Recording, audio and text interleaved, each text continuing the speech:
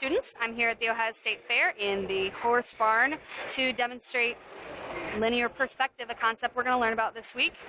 There are two terms that you need to know for linear perspective. One is the horizon line, where the ground and the sky meet, which, since we're inside, is a little hard to understand, but it's basically this line right here. You can see the ground, and then the wall sort of takes over. If we were outside, that would be where the sky is taking over.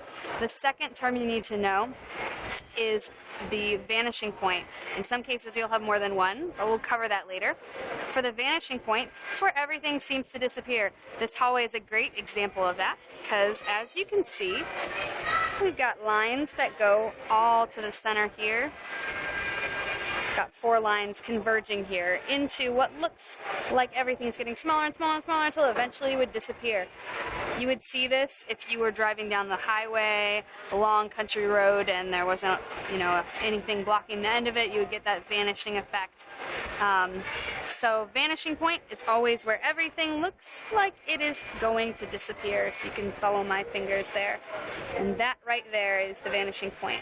What I'm looking at right now is one-point perspective, meaning there's one vanishing point. If you are looking through a hallway, it's always going to be in one-point perspective. So if you were to draw it, you would draw it just like this.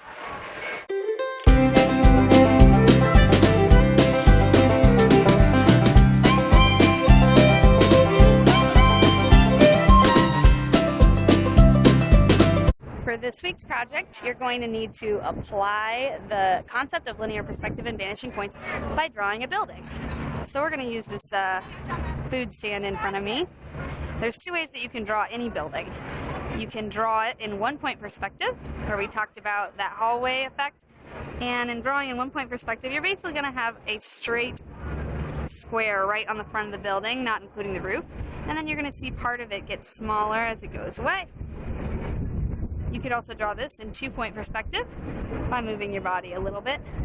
And then you're going to have both parts of the building getting smaller. So you've got, instead of a straight square, you've got 2 lines going away, 2 lines going this way. And so you would have a vanishing point over here and a vanishing point somewhere over here, a little bit farther away.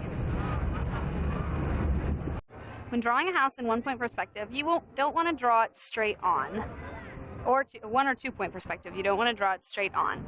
So, like if I draw this house right now straight on, it's going to show up very flat on my paper. But if I just move my body just a little bit so that I can see part of the side of it, I'm going to get a better angle, and it's going to look a little bit more 3D. So if I move myself like this, you can again see those lines that go down, and you would see them if the bushes weren't here also kind of going back. So you can see the whole building is getting smaller as it goes out to the edges here. That's 2-point perspective.